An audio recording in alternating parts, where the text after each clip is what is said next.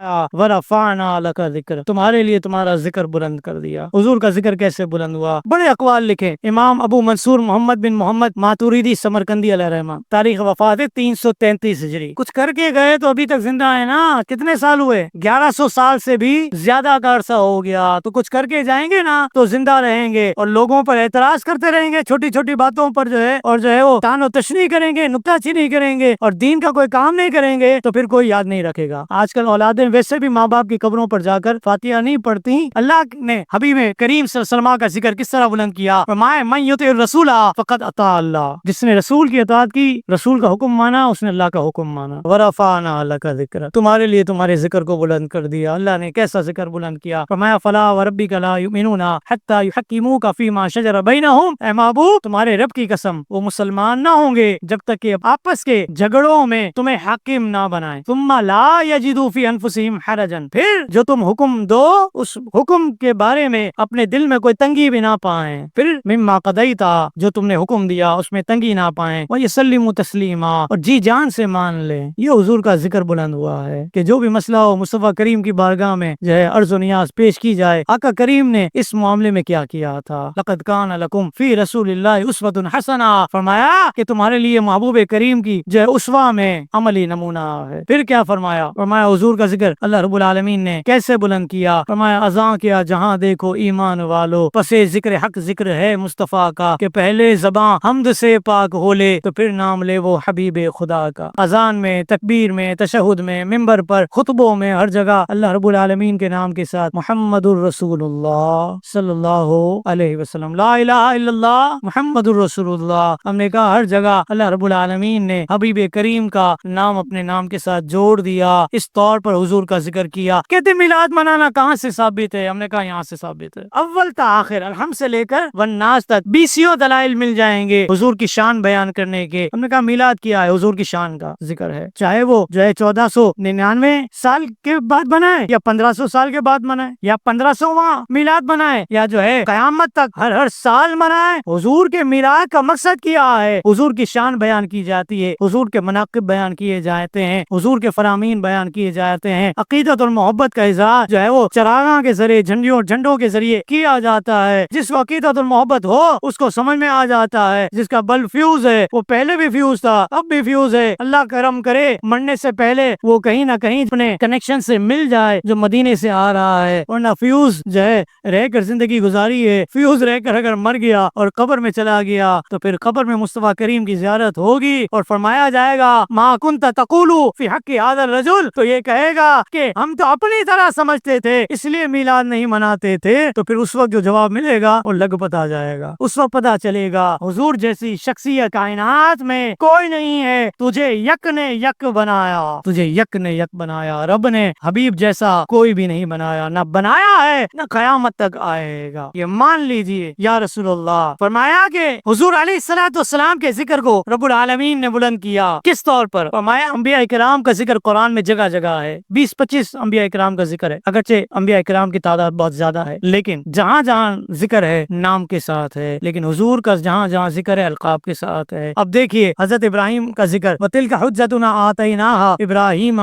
عَلَى قَوْمِهِ، اور یہ ہماری دلیل ہے کہ ہم نے ابراہیم کو اس کی قوم پر عطا فرمائی، وَإِسْمَاعِيلَ وَالْيَسَعَ وَيُونُسَ وَلُوطَ وَكُلًّا فَضَّلْنَا عَلَى الْعَالَمِينَ، یہاں پر بھی جو ہے انبیاء کرام کے فقط نام ہے۔ وَإِذْ وَعَدْنَا مُوسَىٰ 40 لَيْلَةً، یہاں پر بھی موسیٰ علیہ السلام کا فقط نام ہے۔ وَآتَيْنَا عِيسَىٰ ابْنَ مَرْيَمَ الْبَيِّنَاتِ، یہاں پر بھی عیسیٰ علیہ السلام کا فقط نام ہے۔ فرمایا وَوَهَبْنَا لَهُ إِسْحَاقَ وَيَعْقُوبَ وَكُلًّا هَدَيْنَا وَنُوحًا هَدَيْنَا مِن قَبْلُ وَمِن ذُرِّيَّتِهِ وَدَاوُودَ وَسُلَيْمَانَ وَأَيُّوبَ وَيُوسُفَ وَمُوسَىٰ وَهَارُونَ وَكَذَلِكَ نَجْزِي الْمُحْسِنِينَ، سارے انبیاء کرام کو جہاں جہاں بھی نام آئے ہیں فقط نام آئے ہیں، مصطفیٰ کریم صلی اللہ علیہ وسلم کا نام ہے اللقب کے ساتھ ہے۔ فرمایا محمد الرسول اللہ، سورہ فتح میں محمد اللہ کے رسول ہیں۔ یا ایھا الرسول بلغ ما انزل الیک من ربک، اے رسول پہنچا دو جو کچھ اترا تمہاری طرف تمہارے رب کی طرف سے، خطاب کے ساتھ، لقب کے ساتھ۔ یا ایھا النبی لما تحرم ما احل اللہ لک، اے غیب بتانے والے تم اپنے اوپر کیوں حرام کیے لیتے ہو وہ چیز جو اللہ نے تم پر حلال کی ہے۔ جہاں جہاں دیکھیے حضور کا ذکر خیر ہے القاب کے ساتھ، آداب کے ساتھ، کہیں یاسین، کہیں طٰہٰ، کہیں یا ایھا المزمل، کہیں یا ایھا المدثر۔ الغرض قرآن میں مصطفیٰ کریم صلی اللہ علیہ وسلم کا ذکر ہے ہے، القاب اور آداب کے ساتھ ہے، دیگر انبیاء اکرام کا ذکر خیر ہے،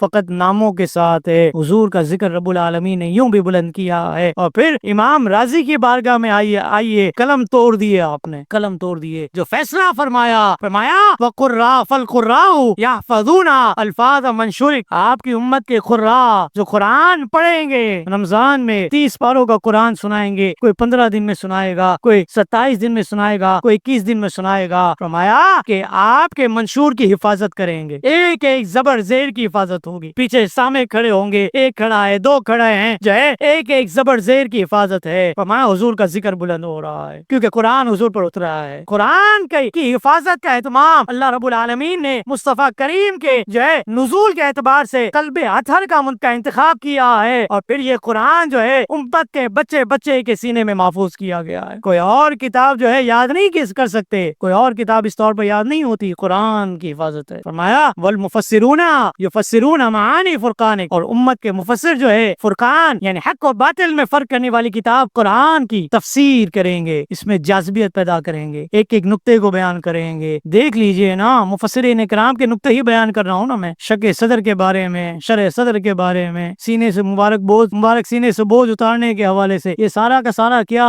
ہے؟ مفسرین کرام کا وہ سرمایہ ہے جس کا کچھ حصہ آپ تک پہنچا ہے۔ فرمایا والوعاظ یبلغون وعظک، فرمایا کہ واعظین جو ہے قرآن کی آیتیں پڑھ کر جو ہے آپ کی طرف سے نصیحتیں لوگوں تک پہنچاتے ہیں۔ بل العلماء والسلاطین یصلون الی خدمتک، اور علماء، بڑے بڑے علماء اور سلاطین، وقت کے شہنشاہ بادشاہ، یصلون الی خدمتک، آپ کی بارگاہ میں جھک کر آتے ہیں، صلات پیش کرتے ہیں، آپ کی بارگاہ کا وصل چاہتے ہیں، آپ کی بارگاہ میں عقیدت کا نذرانہ پیش کرتے ہیں۔ وَيُسَلِّمُونَ مِنْ وَرَاءِ الْبَابِ عَلَيْكَ، فرمایا کہ دروازے کے باہر سے آپ کی بارگاہ میں سلام پیش کرتے ہیں۔ ان میں سے کئی لوگوں کی جرت نہیں ہوتی کہ سنہری جالیوں کے روبرو کھڑے ہوں، اپنے آپ کو اس قابل نہیں سمجھتے، دور سے بقی کی طرف سے کھڑے ہو کر سلام پیش کرتے ہیں۔ سلمون من وراء الباب علیک، فرمایا ویمسحون وجوہہم بتراب روضتک، اور فرمایا کہ آپ کے روضہ انور کی مٹی سے اپنے چہرے کا مسح کرتے ہیں۔ آج تو انگوٹھا چومے تو پیٹ میں بازوؤں کے مڑوڑ آتا ہے۔ ہم نے کہا امام راضی جیسا مفسر یہ لکھتا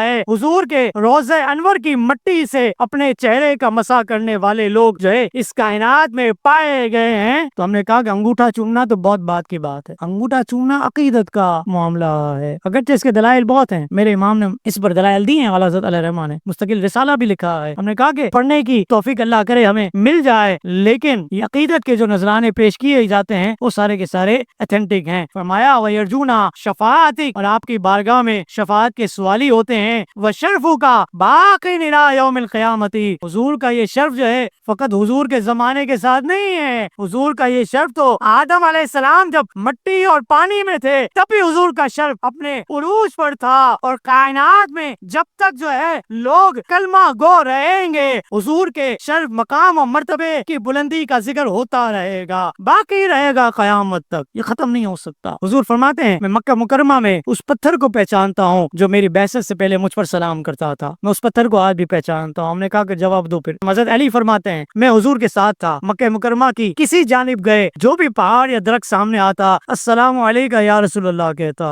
ہم نے کہا درخت سلام کرے یا رسول اللہ کہے، پتھر یا رسول اللہ کہے، کوئی پریشانی نہیں ہے۔ ہم نے کہا ترمذی شریف کی حدیث پاک ہے، 26 حدیث کا ریفرنس ہے، دیکھ لیجئے، سیاستہ کی حدیث جو ہے یہ کہتی ہے کہ پتھر اور درخت حضور کو سلام کرتے تھے۔ ہم نے کہا امتی جو ہے جمعے کے خطبے کے بعد مصطفیٰ جان رحمت پہ لاکھوں سلام پڑھتے ہیں تو پھر کیوں تکلیف ہوتی ہے؟ تکلیف نہیں ہونی چاہیے۔ آدم علیہ السلام کی اجتہادی خطا جو ہے وہ دور ہوئی ہے، انہوں نے دعا کی ہے اسألک بحق محمد ان تغفر علی، کہ میں اے رب العالمین محمد صلی اللہ علیہ وسلم کے حق صدقے جو ہے تجھ سے سوال کرتا ہوں تو میری اجتہادی خطا کو معاف فرما دے۔ آدم علیہ السلام مٹی اور پانی کے درمیان تھے، مصطفیٰ کریم صلی اللہ علیہ وسلم کی تخلیق ہو چکی تھی۔ اللہم انی اسألک بجاہ محمد عبدک وکرامتہ علیک ان تغفر لی خطیئتی۔ علامہ بوصیری علیہ الرحمہ کیا فرمایا؟ فإن فضل رسول اللہ لیس له حد فیعرب عنہ ناطق بفمہ، رسول اللہ صلی اللہ علیہ وسلم کے فضل و کمال کی کوئی حد نہیں ہے جس کو کوئی بتانے والا بتا سکے۔ ہم نے کہا حد ہی نہیں ہے، میں اور آپ کتنا بتائیں گے، ہماری سوچ، ہماری فکر، ہماری قلم ٹوٹ جاتی ہے، حضور کی شان بڑا البرا ہے۔